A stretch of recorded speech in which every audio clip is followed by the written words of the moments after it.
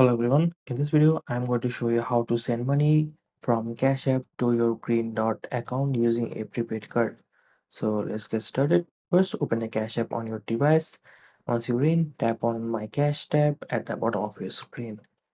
Next click on the Cash Out button to initiate a withdrawal from your Cashapp balance. Now enter the amount you want to transfer from Cashapp to your prepaid Greendot card. Next, choose between the standard or instant withdrawal option depending on how quickly you want the funds to arrive. Select the prepaid card option as the destination for your transfer. Enter the necessary details for your Green Dot prepaid card, including the card number, expiration date, and CVV. And once you're ready, confirm the transfer and your funds will be sent to your Green Dot card. Now, this is just step and very easy to follow, but just a heads up, some prepaid card might charge fees for receiving cards funds from external sources.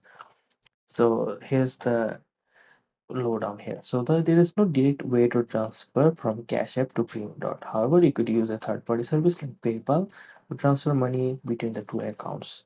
All right. So if at the time of recording this video, the options are available. So make sure to choose the prepaid card from Green Dot, and the rest of the process is very simple.